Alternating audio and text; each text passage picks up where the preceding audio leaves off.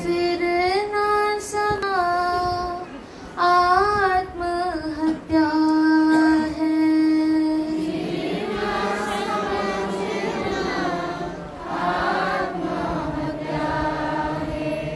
परम ब्रह्म गुरुदेव जो समझा रहे हैं, गुरुदेव जो समझा रहे हैं, वो निश्चय भुलाना आत्महत्या है।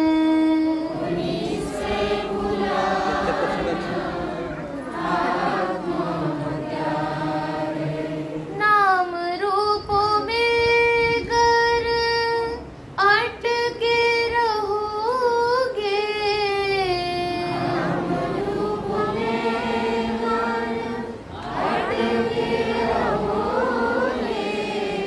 पाषाण धातु तुम ढोते रहोगे।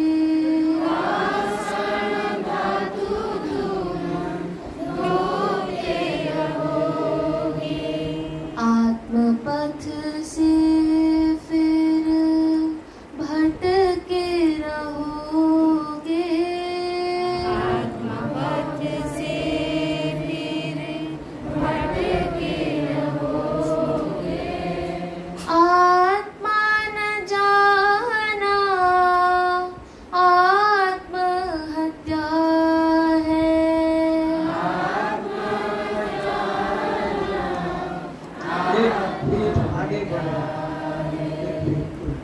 धर्म कर्म का जाल बुनते रहोगे, धर्म का जाल बुनते रहोगे। चढ़ चढ़ नीचे गिरते रहोगे, चढ़ चढ़ नीचे गिरते रहोगे। आत्मज्ञान बिना मुक्ति नहीं है, आत्मज्ञान बिना मुक्ति नहीं है। मुक्ति न पाना आत्महत्या है। मुक्ति न पाना आत्महत्या है। स्वयं शास्त्र पढ़ कर भेद रखोगे, स्वयं शास्त्र पढ़ कर भेद रखोगे। आवागमन से ना छोड़ सकोगे,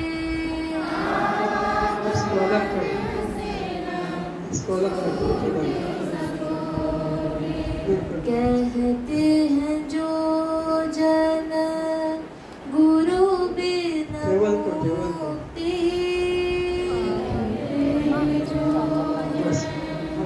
गुरु बिना मुक्ति। उनका समझना आत्महत्या है। उनका समझना आत्महत्या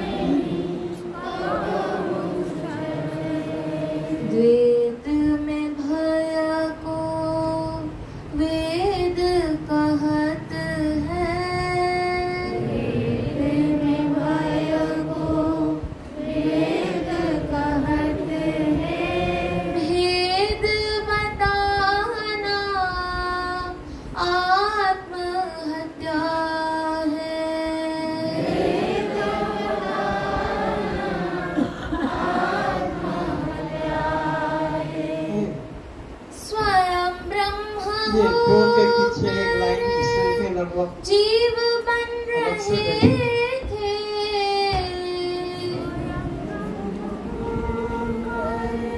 जीव बन रहे थे स्वयं ब्रह्म होकर जीव बन रहे थे। ब्रह्म होकर जीव बन रहे थे। अज्ञान से चल चल थकते रहे थे। अज्ञान से चल चल थकते रहे थे। आत्मज्ञान से हम तो स्वस्थ हुए हैं। आत्मज्ञान से हम तो स्वस्थ हुए हैं। स्वस्थ न होना आत्महत्या है। स्वस्थ न होना आत्महत्या है। बड़े भाग्य से संत मिले हैं। बड़े भाग्य से संत मिले हैं। जाने कब के पुण्य खिले हैं। जाने कब के पुण्य मिले हैं। पाकर इन्हें हम तो धन्य हुए हैं। पाकर इन्हें हम तो धन्य हुए हैं। संत न पाना आत्महत्या है।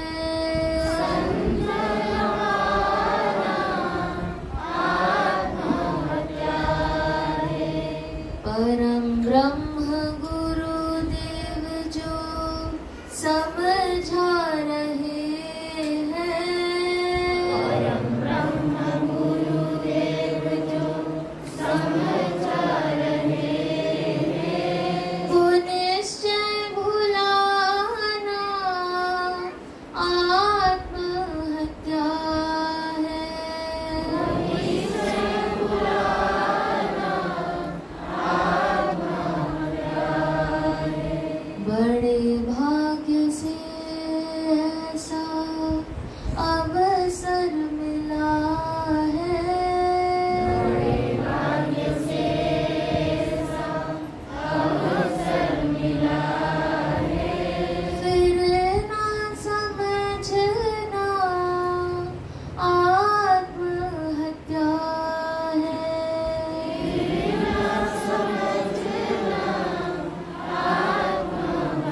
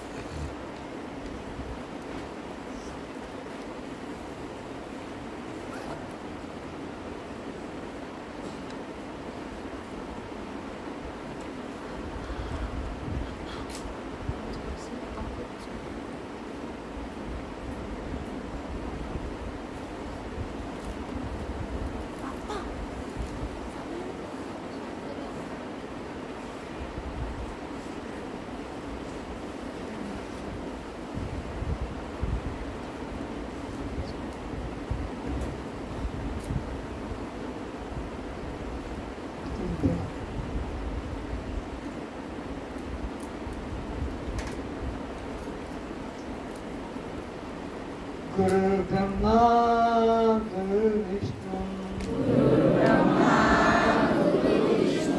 गुरुर्देवो महेश्वरः गुरु साक्षात् परं ब्रह्म तस्मै श्री गुरुवे नमः। ध्यानमूलं गुरुर्मूर्ति पूजामूलं गुरुपदं मन्त्रमूलं गुरुर्वाक्यं मोक्षमूलं गुरुकृपा मन्नाथ श्री जगन्नाथ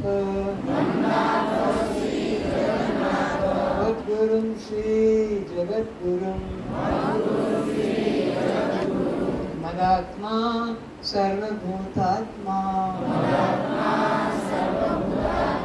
तस्मै श्री गुरुवे नमः।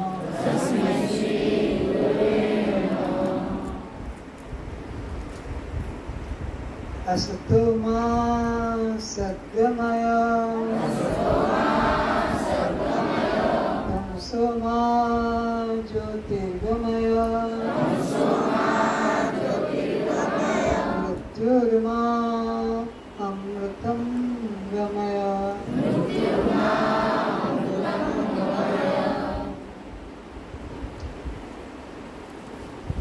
बोलो सद्गुरु भगवान की, बोलो सच्चिदानंद ज्ञानी जनों की, बोलो सच्चिदानंद संतों का, बोलो सच्चिदानंद जिज्ञासुओं का। सभी अपने मंगल नेत्रों को खोले। मंगल नेत्र वही है जो सब में अपने को देखते, कोई राग द्वेष नहीं, कोई पराया नहीं, सब में एक का अनुभव करना, दर्शन करना, यही वास्तविक दृष्टि है। तो सभी श्रोता जनों के चरणों में प्रणाम।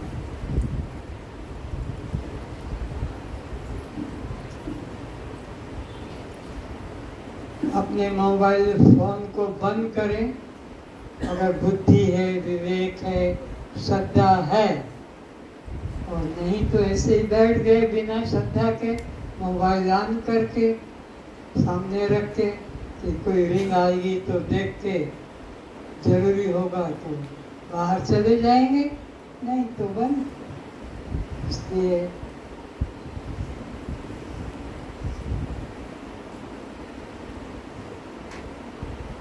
स्विच ऑफ करके बैठे।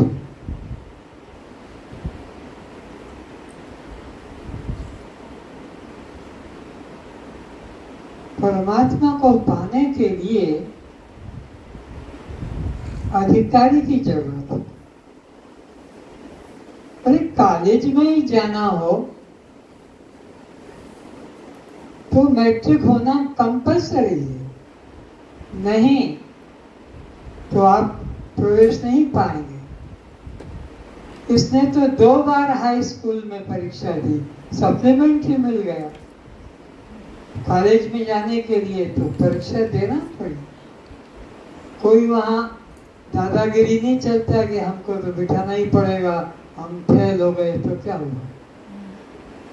तो ऐसे ही 4 चीजें जरूरी है: विवेक, वैराग्य, षट संपत्ति और मुमुक्षुता। अगर आप में श्रद्धा नहीं, आप मोक्ष के ज्ञान के अधिकारी नहीं। नियम है श्रद्धावान लभते ज्ञानम, श्रद्धावान को ही कंपल्सरी है ज्ञान की प्राप्ति। क्यों? ज्ञानादेव तू केवल्यम, ज्ञान से ही मोक्ष है। हृदय ज्ञानान्न मुक्ति, ज्ञान के बिना मुक्ति होती ही नहीं।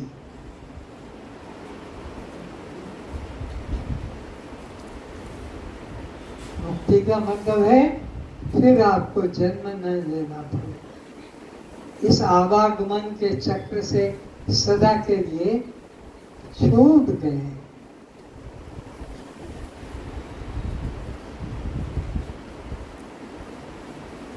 सोचो, थोड़ा विचारो, कितनी बार इस सृष्टि में तुम आए हो,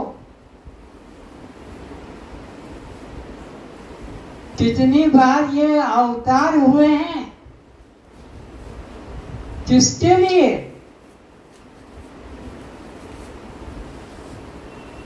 हम अधर्मियों के लिए, अश्रद्धालुओं के तरह, अज्ञानियों के लिए, अनधिकारी के लिए अवतार।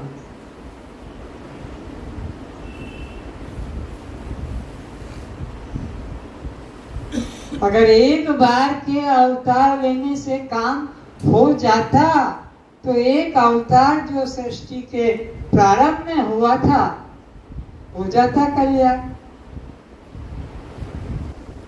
पर कितने अवतार हुए हैं गिने नहीं जा सकते।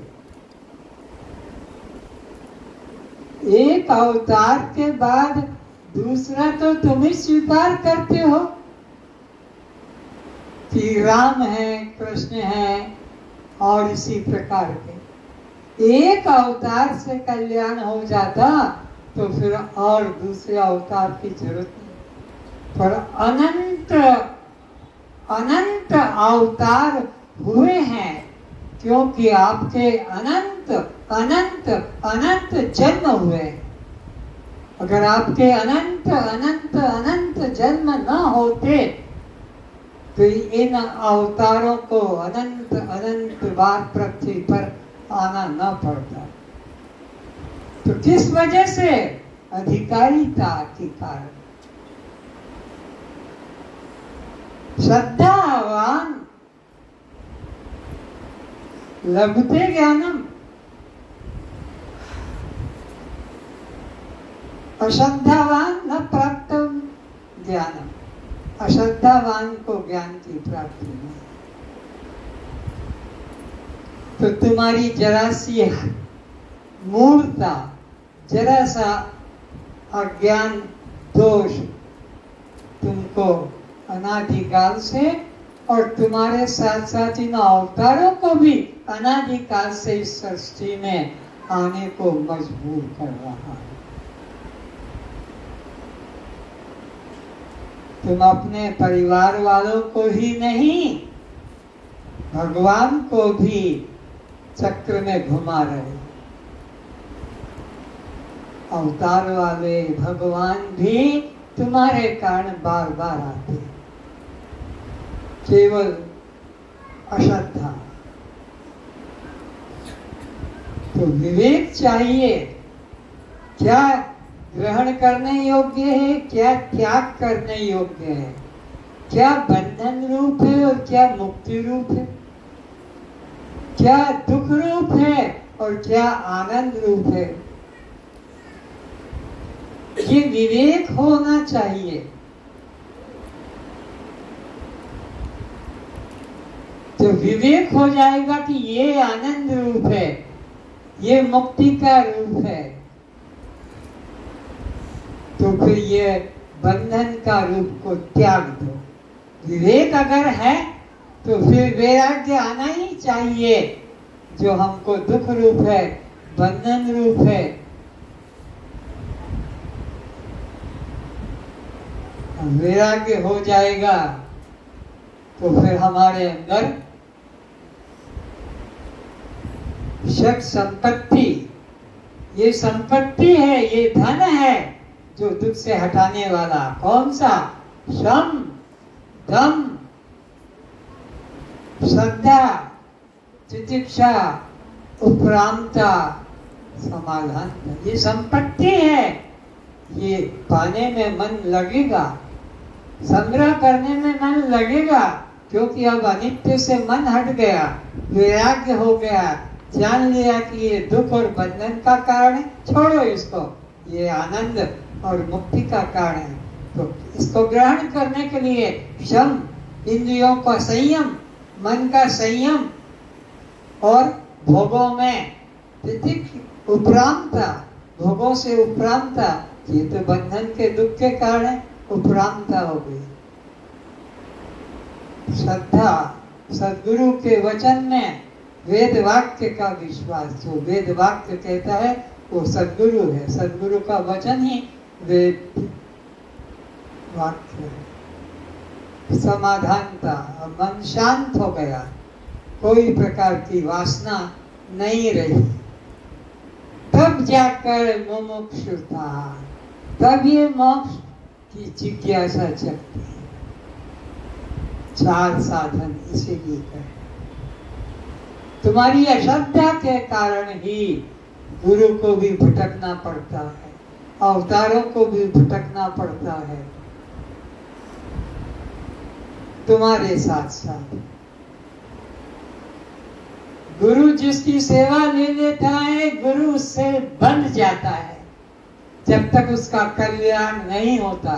इसलिए सद्गुरु, सच्चा गुरु हर एक की श्रद्धा नहीं लेता है, श्रद्धा ले लेगा, उसकी कोई सेवा ले लेगा तो फिर उस गुरु को उसके कल्याण के लिए उसके पीछे पीछे जाना पड़ेगा, जन्म जन्म लेना पड़ता।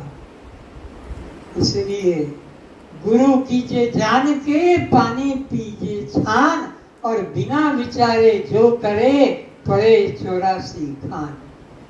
गुरु भी करो तो जान के करो, और शिष्य भी करो तो फिर जान के करो कि श्रद्धावान है, ये मेरे वचनों का पालन करेगा।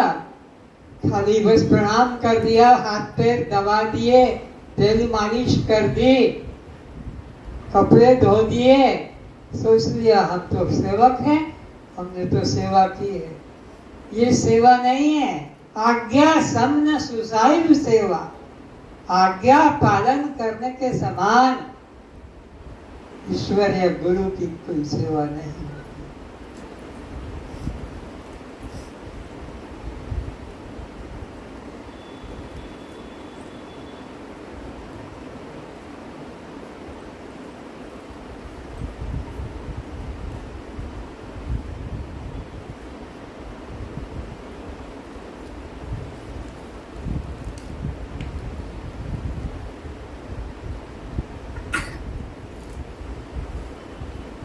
करत करत अभ्यास के जड़ मति बोध सुजान। मूर्ख जड़ बुद्धि वाला है, लेकिन अभ्यास करेगा, गुरु के वचन में श्रद्धा करेगा तो निश्चित वो ज्ञानी हो जाएगा।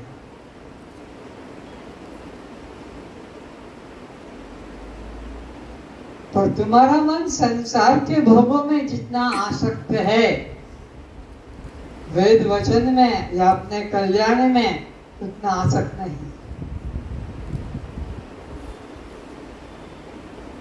एक माँ बैठी है यहाँ आकर, 24 घंटे बच्चे के खेल में लगी है, 24 घंटे रात को सोना जागना, सुबह से उठकर उसी को खिलाना, और 500 को उसमें उलझा रखा है, वो उस बच्चे से उलझा है, वो उससे लपटा हुआ है, वो उसको खिलाने में लगा। उसका सुख इसी बात में है कि मेरे बच्चों को कितने लोग प्यार करते हैं, कितने लोग गोद में रखते हैं, कितना खिलाते हैं। अपना जीवन बर्बाद कर दिया एक बच्चे के लिए, सत्संग पूरा छोड़ दिया, कुछ पता नहीं कि यहाँ क्या सत्संग हो रहा है, क्योंकि उसका सत्संग तो बच्चे के खेल में, बच्चे के आनंद में लगा। सत्संग में बैठने में वो दिखाई नहीं पड़ेगी, और उसका तो रूम ही अलग है बच्चे के साथ रहने। सत्य को कहाँ जाना है, सत्य में आग्रह कहाँ है।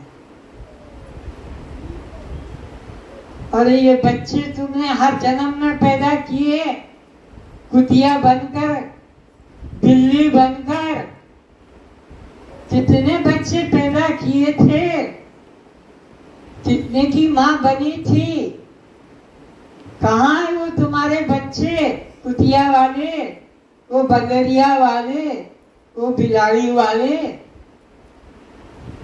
और तुम मर रहे हो। एक बच्चा हो जाए, एक मेरा बच्चा हो जाए, अरे इतने इतने बच्चे तो पैदा करके तुम रहे हो, उसका सुख कहाँ है, वो तुम्हारा कहाँ है सुख जो तुमने 5-6 को पैदा किए थे, पाले थे।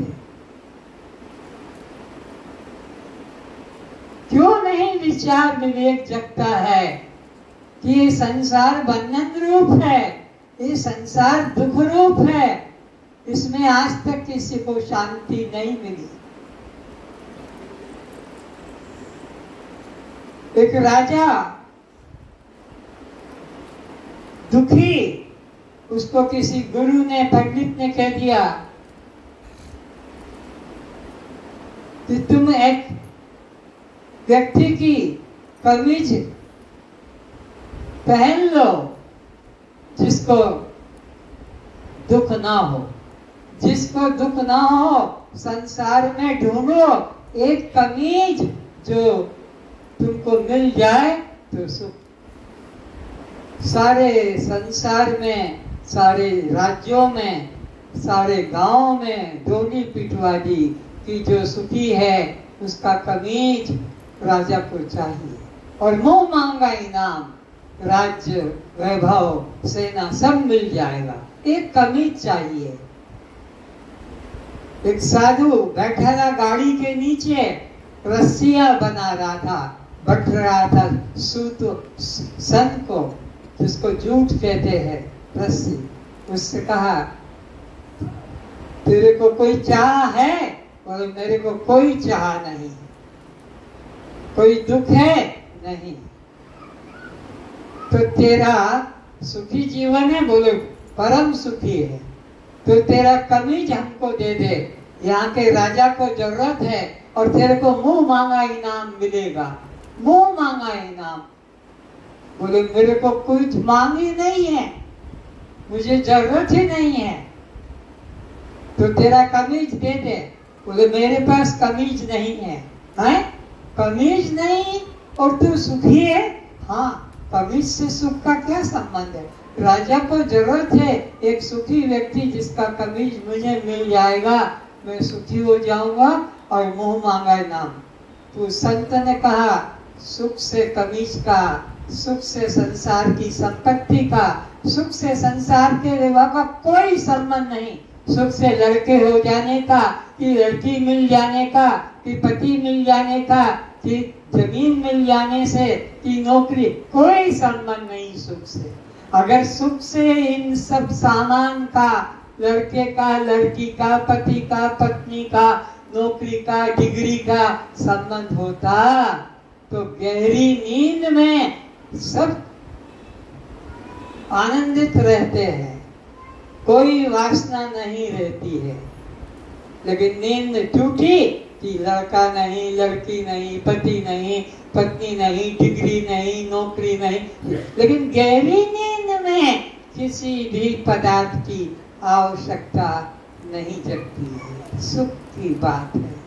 तो सुख से संसार के पदार्थों का, वैभव का किंचित भी संबंध नहीं। एक गरीब से गरीब तुम में कोई भी व्यक्ति हाथ उठा दे कि गहरी नींद में मुझे दुख मिला, गहरी नींद में मुझे सुख नहीं मिला, एक व्यक्ति भी यहाँ पृथ्वी पर नहीं मिलेगा। गहरी नींद में सब सुखी होते, क्यों? कि वहाँ स्वरूप में स्थित है। स्वरूप अपना आत्मा है जो आनंद घन है, आनंदमय नहीं कि रसगुल्ला खा लिया, पेड़ा खा लिया, बच्चा हो गया, शादी हो गई, मकान मिल गया, पास हो गए, ये सुख मैं नहीं, ये सुख नहीं है। ये तो फिर चला जाएगा, फिर दुख में बदल जाएगा। लेकिन गहरी नींद वाला जो सुख है, आज तक वो किसी ने नहीं कहा कि रात में गहरी नींद में बहुत दुखी था, बहुत दुख से मैंने रात निकाली।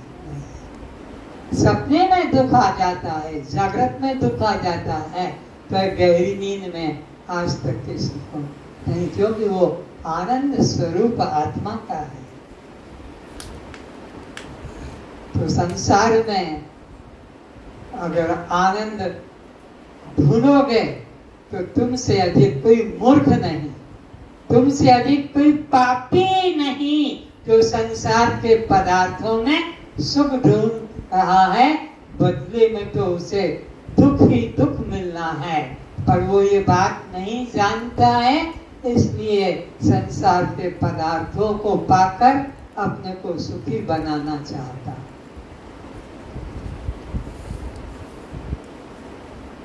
उस साधु ने क्या कहा कि सुख से कमीज का क्या संबंध है? मेरे पास में कमीज नहीं, लेकिन मेरे पास में कोई वासना नहीं, कोई संसार के पदार्थों की इच्छा नहीं।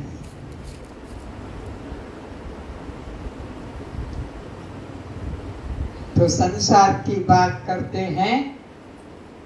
5 प्रकार के कर्म होते हैं संसार में। संसार की वस्तु पाने के लिए,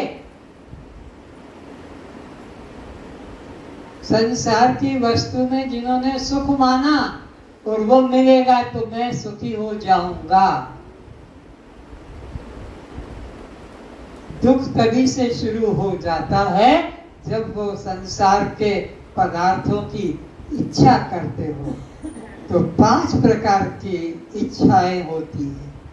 सबसे पहले प्राप्ति, मुझे ये मिल जाए, मुझे ये मिल जाए।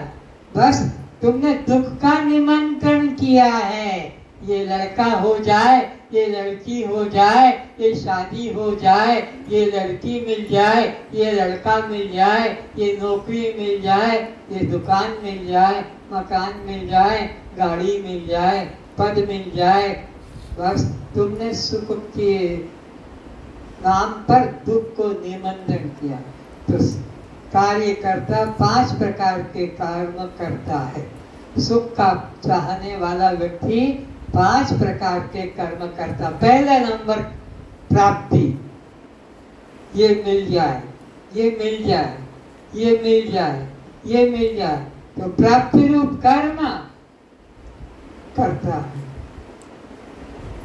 नहीं मिला तो उत्पत्ति रूप कर्म करता है। उत्पत्ति, लड़का उत्पन्न कर ले, लड़की उत्पन्न कर ले, मकान बना ले, कपड़े सिला ले, उत्पत्ति। फिर भी सुख नहीं मिला, प्राप्ति रूप भी सुख नहीं है, उत्पत्ति रूप भी सुख नहीं है। उत्पन्न में सुख होता तो जिसने जो जो चाहा उत्पन्न किया, खेती उत्पन्न की, बच्चा उत्पन्न किया, ज्ञान उत्पन्न किया, डिग्री उत्पन्न की, कोई सुखी नहीं हुआ। तीसरा विकार रूप, विकार करने से सुख कहाँ मिला? धान को कूट के चावल कर लिया, विकार। चने गेहूं को पीस कर आटा कर लिया, विकार कर दिया। कपड़े को काट पीट के अपने शरीर के आकार का बना लिया, विकार कर लिया। मकान में दीवार, दरवाजे, खिड़की, अलमारियां बनवा ली, लेट्रिन बाथरूम बनवा लिया, विकार कर्म किया। कहाँ सुख मिला? पेट के अंदर नमक गुनगुना पानी डाल दिया और अंदर का कीचड़ सब बाहर निकाल दिया, विकार कर्म। सब कहाँ है?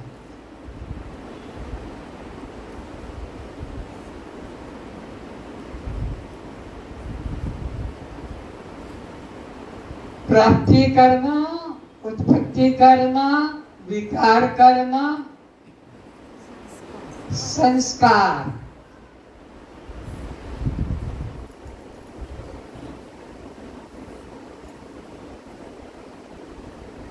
चंदन घिसो, पुष्प तोड़ के लाओ, शहद लाओ,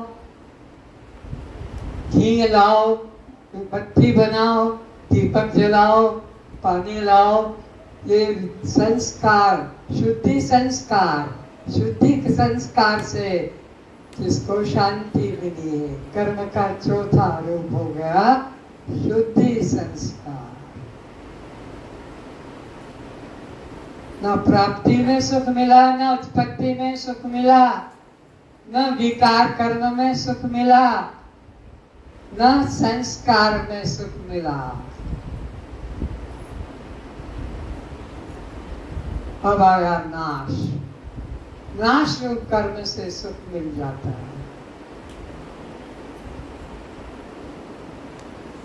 मुंडन करा दिया,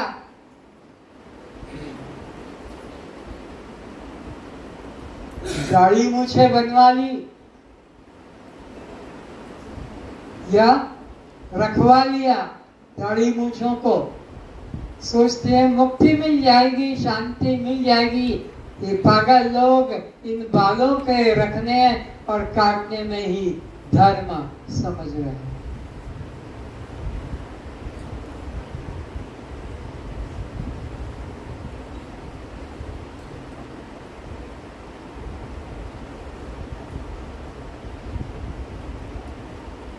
आत्मा आनंद घन है। संसार न तो प्राप्ति में सुख देगा, न उत्पत्ति में सुख देगा, न विकार में सुख देगा, न संस्कार में, न नाश। मकान तोड़ दो, दीवार तोड़ दो, कुआं बंद कर दो या कुआं खुदवा दो, ये तालाब बनवा लो, तालाब को तोड़ दो, ये सारे परिवर्तन चलते हैं। आज तक किसी को सुख नहीं मिला। आत्मा के लिए आपको, आत्मा आनंद घन है, संसार दुख रूप है।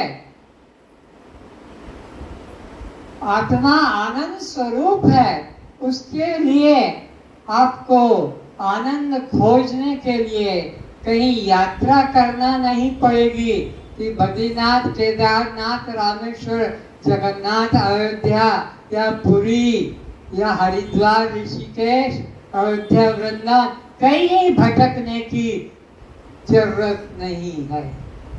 जो जा रहा है वो पागल है, मंद बुद्धि का है, उसको कोई सद्गुरु नहीं मिला है। उसके माँ बाप भी जाते रहे, बेटे बेटी भी उसी लाइन में चलते। तो परमात्मा आनंद घन है, उसके प्राप्ति के लिए कुछ करना, संसार में प्राप्ति करना पड़ती है। आटा चाहिए लेकर आओ, रोटी चाहिए लेकर आओ, कपड़ा चाहिए लेकर आओ, सब लेकर आओ, मिलेगा। नहीं मिलता है तो उत्पत्ति में खेती बाड़ी करते हो, फिर नौकरी व्यापार। लेकिन परमात्मा के लिए ना उत्पत्ति करना है, न परमात्मा के लिए प्राप्ति रूप कर्म करना है। परमात्मा के लिए उत्पत्ति कर्म की जरूरत नहीं। उत्पत्ति वहां करना पड़ती है जहां दूसरा निकलने वाला होता है। धान को डालोगे खेत में तो निकलेगा, गेहूं को डालो खेती में और बढ़ेगा, वृक्ष बनेंगे। परमात्मा के लिए उत्पत्ति रूप कर्म की जरूरत नहीं है, क्योंकि जिसकी उत्पत्ति होती है उसका नाश हो जाता है। परमात्मा के क्षेत्र में उत्पत्ति की जरूरत ही नहीं है। परमात्मा नित्य वस्तु है, तो नित्य वस्तु के लिए उत्पत्ति रूप कर्म भी नहीं चाहिए। और संसार में जिसकी उत्पत्ति की है, चाहे ये बेटा ये बेटी तुम्हारे को अखंड आनंद देंगे, सदा सुख देंगे, लड़की भी चली जाएगी, पत्नी भी चली जाएगी, अरे पति भी चला जाएगा, पिता माता भी चले जाएंगे, ये धन नौकरी जमीन सब जाने वाले।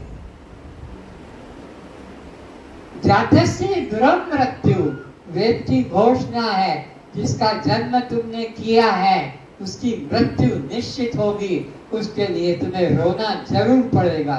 जातस्य ध्रुवं मृत्यु, ये मौत को देने वाला है, ये अमरता को देने वाला नहीं है। वो बच्चे की माँ जो दिन भर रात भर अपने चिपका रहती है, सत्संग में अगर बैठी है तो खड़ी हो जाए, लोग उसके दर्शन करेंगे, और ये पुण्यात्मा है, क्योंकि एक बच्चे के लिए सत्संग छोड़ दिया और अंदर घुसी बैठी रहती है। उसको कोई मतलब नहीं तुम्हारे ब्रह्मभोज से, गुरु आहुति से कि गुरु मुड़िया मार लेंगे, कहीं मिल गया गुरु उनके रास्ते में, हो गई छुट्टी। तो संसार में न तो प्राप्ति काम आएगी, न उत्पत्ति काम आएगी, न विकार काम आएगा, न संस्कार, न नाश। और परमात्मा में न उत्पत्ति की जरूरत है, न प्राप्ति की जरूरत है, और न विकार की जरूरत है। परमात्मा निर्विकार है, निराकार, साकार में ही विकार होता है। लगा दिया देखो धंधे से, वो आदमी घूम रहा है लेकर, उसी बच्चे के लिए सत्संग छूट गया, उसको दे दिया तू संभाल अब इसको। ये अवस्था है। सत्संग छूट जाए उसका महत्व ही नहीं है। बच्चा गोदी में होना चाहिए, वो सुख देगा, वो आनंद देगा।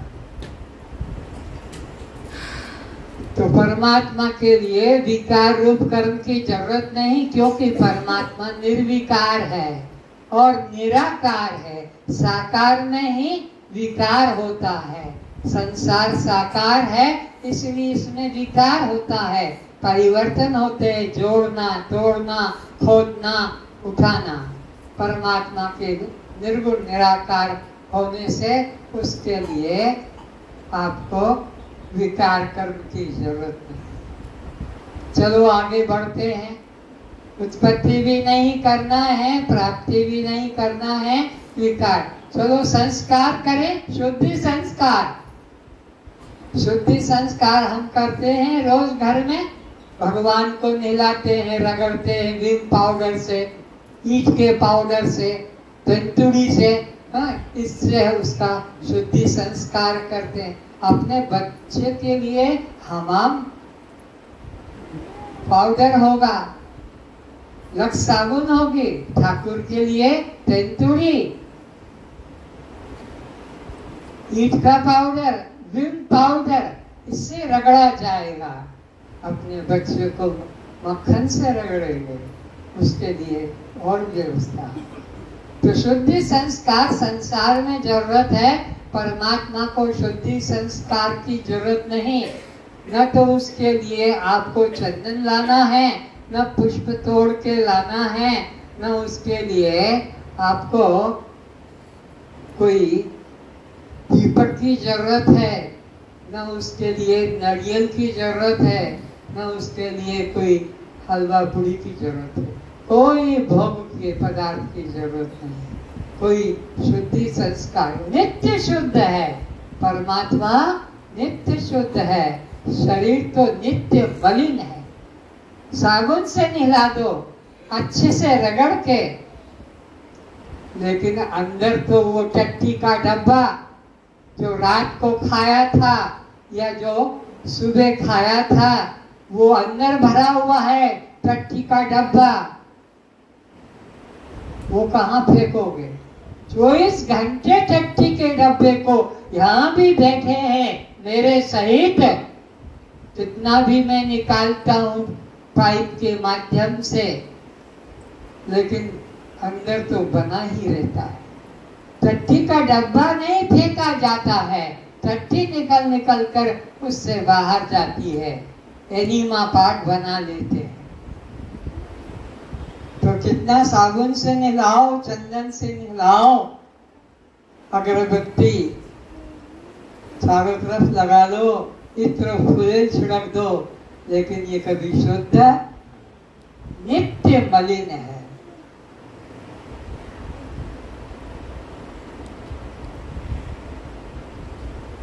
तो इस नित्य मलिन को तुम शुद्ध करने जा रहे हो। परमात्मा नित्य शुद्ध है, उसमें कभी मल होता ही नहीं, तो शुद्धि करने की जरूरत नहीं। परमात्मा आनंद घन है, उसके लिए तुम्हें कभी रोना नहीं पड़ता। संसार में तो सबका अंत रोना है, सबका प्राप्ति, उत्पत्ति, विकार, संस्कार, नाश, नाश में रोना ही है। बाप मरे कि बेटा मरे, पति मरे कि पत्नी मरे, ये सब रुलाने वाले हैं। परमात्मा आनंद घन है, उसके लिए कभी रोना नहीं पड़ता, वो आनंद घन है। कैसा है? क्यों भाई ये लाइट कहाँ गया?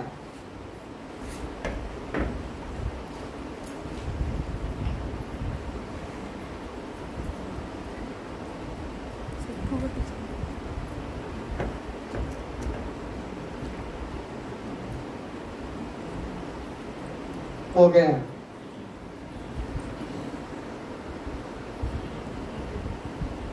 एक एक बात को समझाने के लिए प्रैक्टिकल बनाया जाता है ताकि अंदर घुस सके, शिक्षित अशिक्षित। ये तुम्हारा स्वरूप बताया है, तुम कैसे हो, तुम कहाँ हो, ये इससे मालूम पड़ेगा।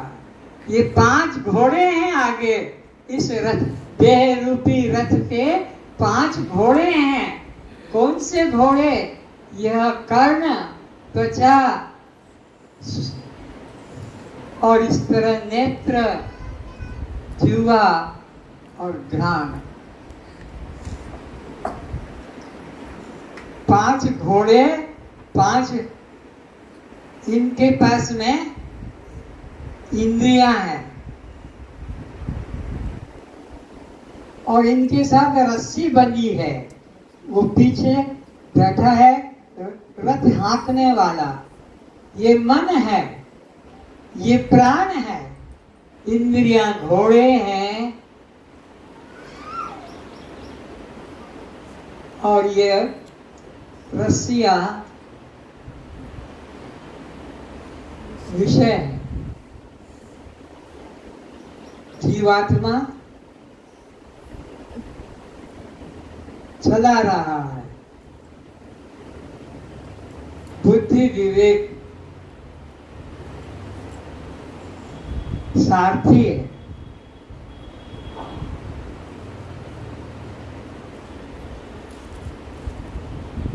और ये पीछे बैठा है, ये यहाँ आकर, ये ब्रह्म है, आनंद घन है, इसको आनंद घन कहा है।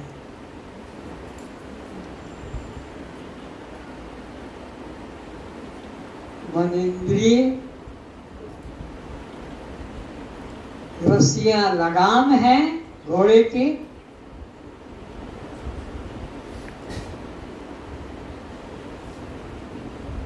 घोड़े रथ को खींच रहे हैं, जीवन रथ को।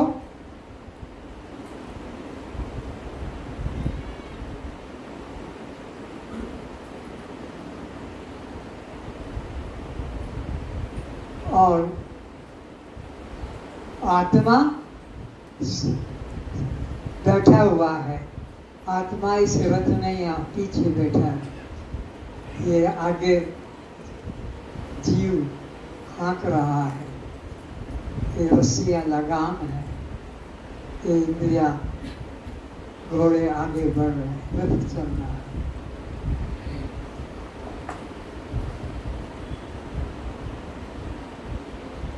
विवेक के लिए अलग अलग युक्तियां निकालना पड़ती है।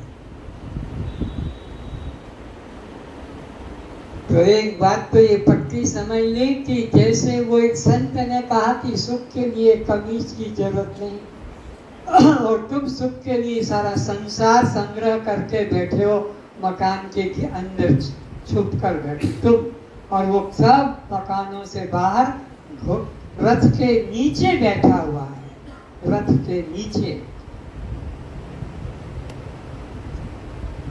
तो आनंद स्वरूप है तुम्हारा, पर ये कहाँ संस्कार तुम्हारे आए? तुम्हारे संस्कार तो पत्नी सुख है, पति सुख है, बच्चा सुख है, लड़का लड़की सुख है, मकान दुकान नौकरी सुख है। एक बार कबीर दास जी जा रहे थे सुबह उठकर वॉक करने के लिए। प्राय लोग स्वास्थ्य की इच्छुक सुबह उठकर जल्दी सूर्योदय से पहले घूमने निकलते। कबीर का बेटा कमाल वो भी साथ में चलता है। जब वे गांव में से निकल रहे थे, अचानक कबीर दास का पैर रुक गया। लड़का कमाल छोटा है, पिता 5.5 फीट का है, लड़का भी 3 फीट का है। देखा कि पिता क्यों रुक गया, पाँव में कांटा चुभा होगा, कील कांटा, तो झुकेगा, निकालेगा जूता बाहर और कांटा, लेकिन झुक भी नहीं रहा, पैर को भी नहीं उठा रहा है। 1 मिनट 2 मिनट हो गया, लड़के से नहीं रहा गया, मामला क्या है, क्यों रुका। और एक दृष्टि पिता की एक तरफ है, ना इधर उधर गर्दन घूम रही है। तो लड़के ने देखा पिता की आंख से आंसू गिर रहे हैं। अरे किसी से गाली गलौज मारपीट लड़ाई झगड़ा नहीं हुआ, ये आंसू कैसे गिर रहे हैं पिता के आंख से। ज्ञानी का बेटा तो ज्ञानी होता है। पिता की दृष्टि को देखा कि किससे टकरा रही है जिससे ये आंख से आंसू गिर रहे हैं। मैं देखूं उसको, कैसे वो वहां से कोई मिर्च फूंक रहा है क्या आंख में, जो कबीर के आंसू गिर रहे हैं।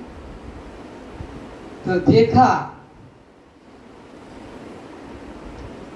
एक युवती, एक महिला की दृष्टि के साथ कबीर की दृष्टि टकरा रही है, अचल रूप में। वो स्त्री कैसी है,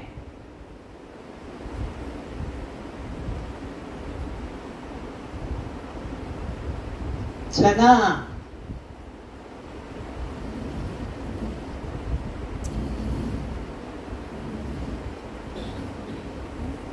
मूंग,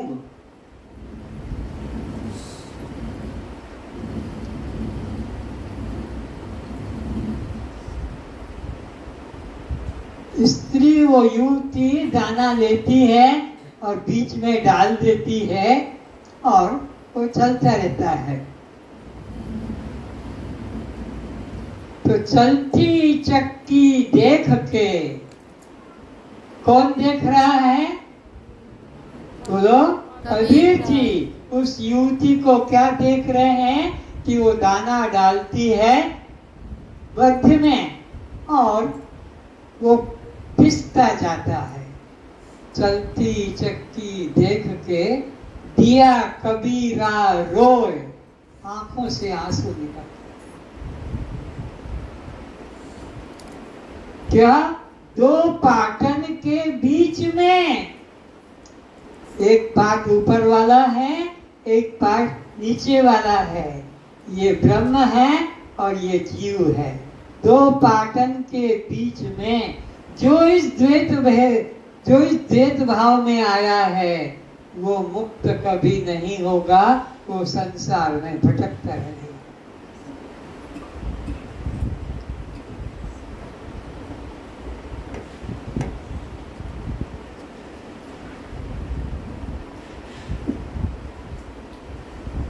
ये सब पिस गए हैं, ये सब पिस गए हैं, लेकिन ये जो बीच में है ये सुरक्षित है। ये दोनों का अंतर कबीर देख रहा है आंखों से कि चलती चक्की देख के किया दिया कबीरा रोए, 2 पाटन के बीच में साबुत बचा न कोई।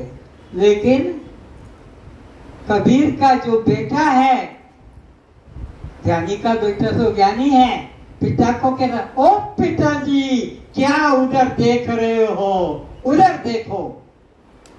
कबीर डर गया, घबरा गया, कि मेरे लड़के के मन में मेरे चरित्र के प्रति संदेह आ गया, क्योंकि औरत बैठी है ना और मेरी दृष्टि उसी तरफ है, औरत के माध्यम से वो घंटी चल रही है। तो कहे पिताजी उधर क्या देख रहे हो, उधर देखो। किधर बेटा? अरे चलती चक्की सबको ही देखे, कील ना देखे कोई।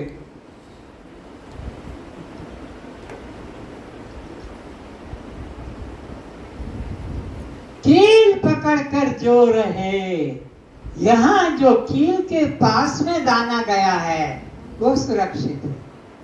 कील ब्रह्म अद्वैत सत्ता, कील जिसके सहारे से ये चक्की चल रही, जिसके सहारे से, तो जिसके सहारे से जीवन रूपी चक्की चल रही है वो साक्षी, वो दृष्टा तुम्हारा स्वरूप है, उसको तो तुम देखते नहीं। और ये मन द्वैत में करता और भोक्ता, करता और भोक्ता इस द्वैत की चक्की में पिस रहा है। जब तक द्वैत भाव रहेगा तब तक तुम जन्म मरण के चक्र से नहीं छूटोगे। ईश्वर कहो कि ब्रह्म कहो कि आत्मा कहो, अपने को अलग कर लिया ईश्वर से, आत्मा से, ब्रह्म से, तो तुम संसार के अंदर पुनरपि जननम पुनरपि मरणम पुनरपि जननी जठरैषणम, बार बार जन्मोगे, मरोगे, माँ के गर्भ में जाओगे, फिर मूत्र मार्ग से, गंदे मार्ग से निकल कर बाहर आओगे, फिर उसी में घूमोगे। तो द्वैत भाव यह बंधन का कारण है। इसलिए अहम ब्रह्मास्मि, चार वेद में से अहम ब्रह्मास्मि, अहम आत्मा ब्रह्म, प्रज्ञानम ब्रह्म और तत्त्वमसि, ये चारों महावाक्य तुम्हारे सही स्वरूप का बोध कराते हैं कि तुम कौन हो। तुम यह देह माँ बाप से रजवीर से गंदी धातु से जो निकला, ये तुम नहीं हो। तुम तो इसको देखने वाले, जानने वाले, दृष्टा साक्षी आत्मा हो। तो कील है साक्षी भाव, दृष्टा भाव, कील जो है साक्षी भाव। ये जीव भाव और ये ब्रह्म भाव, ये द्वैत भाव है। द्वैत भाव जब तक रहेगा तब तक तुम्हारा मोक्ष नहीं होगा। एक महिला, गुरु महिला, बहुत विद्वान, लोगों की बुद्धि को अपनी ओर आकर्षित करने वाली, तत्व ज्ञान वाली, जैसे शंकराचार्य जी।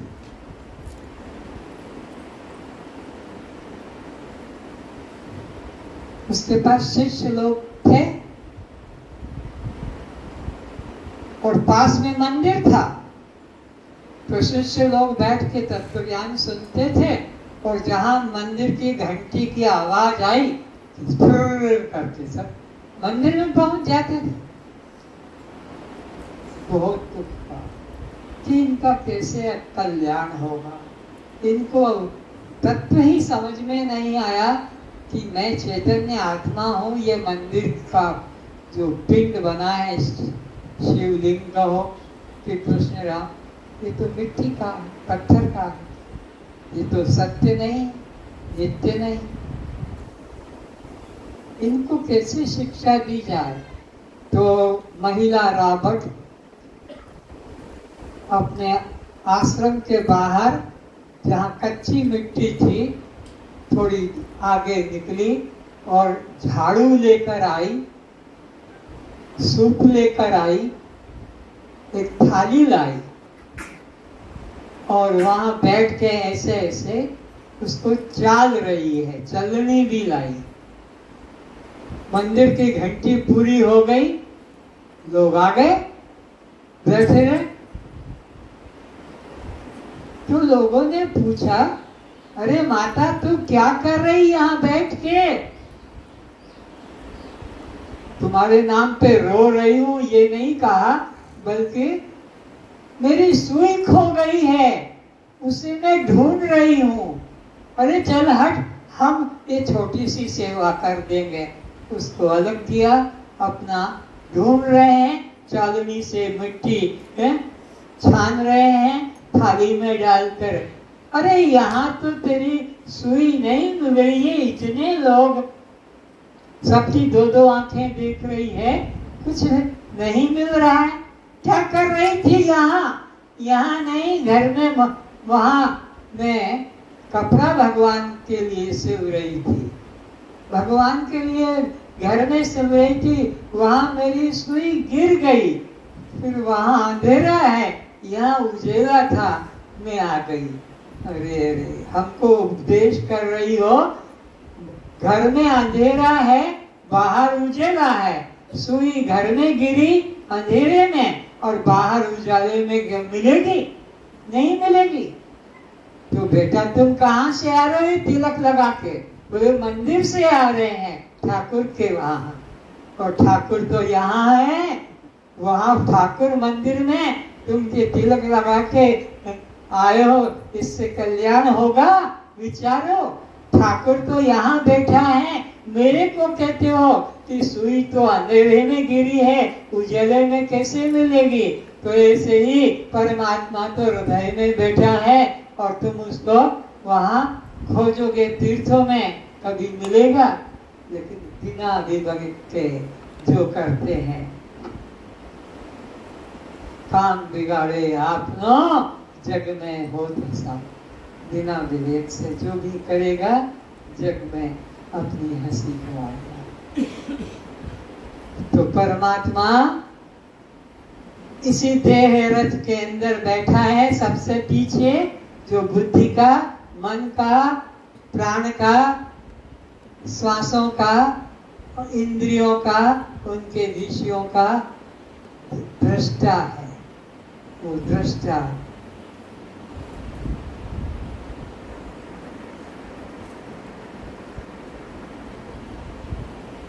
जैसे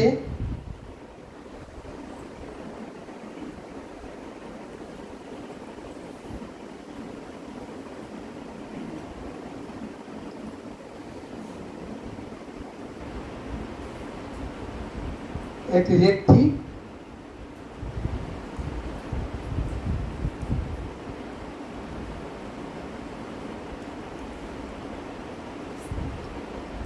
मिट्टी का घड़ा बनाता है, तो वो कुम्हार पहले क्या लाता है? मिट्टी लाता है। मिट्टी को लाने के बाद फिर पानी लेकर आता है, उसका वह गीला करके आकार देता है, फिर उसको सूखने के लिए धूप की जरूरत होती है। उसके बाद में फिर वह उसमें रंग आकार डालता है, तब जाकर वह बनता है। ऐसे मिट्टी तो सब जगह पड़ी है, सब जगह नहीं, उसके लिए विवेक चाहिए, उसके लिए उसके पास में इंद्रिय चाहिए, उसके बाद में मन चाहिए, फिर बुद्धि चाहिए, उसके बाद में फिर वह वस्तु का निर्माण होता है। तो बुद्धि का जो साक्षी है, जिसके द्वारा ये सब कर्म हुआ, बुद्धि का जो साक्षी है, वो चेतनात्मा तुम्हारा स्वरूप है। उसके बिना कुम्हार अकेला घड़े को बना नहीं सकता, उसके लिए ये सब सामग्री की जरूरत होती है। और इसी प्रकार के कई युक्तियां हैं जो अभी स्मृति में नहीं है, पर इतना समझ लो कि जैसे इस रथ में वो सबसे पीछे जो देखने वाला है, जिसके द्वारा रास्ता देखा जा रहा है, इंद्रियां घोड़ों को चलाया जा रहा है, जिसकी शक्ति से वह प्राण, वह इंद्रियां, वह विषय, ये सब दृश्य है। और वो जो सबसे पीछे है वो दृष्टा है। सबसे पीछे तुम्हारे अंदर जो यहाँ लाकर बिठाया है, सुनने में भी शक्ति दे रहा है, जिसके द्वारा तुम्हारी बुद्धि के लिए ये बात ठीक है, ये बात समझ में आ गई, है आत्मा है। ऐसा जो अपने में आत्मा रूप से निश्चय करता है, वह ही वस्तुतः सच्चा ज्ञानी है। और यही आत्मदर्शन है। अब आज का विषय मैं यही समाप्त करता हूँ। और कुछ कहने को तो अब है नहीं, है तो कुछ मुझे बता दो। और इसके बाद सब लोग प्रसाद लेंगे, प्रसाद ग्रहण करेंगे। कास्त्वं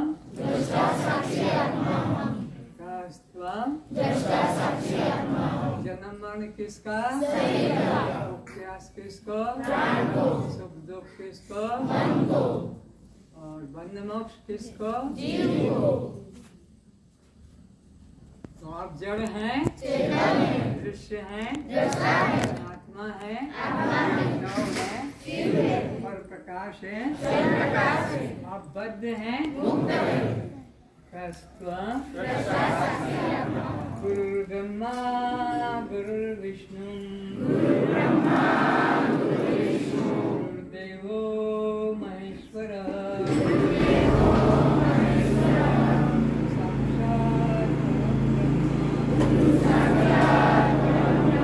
तस्मै श्री गुरुवे नमः।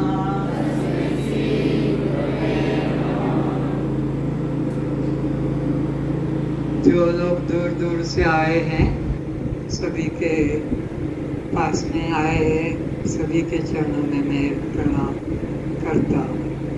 आप सब में एकत्व को देखें, जो बाहर से आए वो, जो यहाँ से आए हैं आसपास है, सब में एक तत्व को देखें तो तुमको ज्ञान सिद्ध हुआ, तो तुमने ब्रह्म साक्षात्कार पाया। और तुम्हारे मन में संसारी भाई बंधु या राग द्वेष है तो अभी तुमको ब्रह्म ज्ञान नहीं हुआ।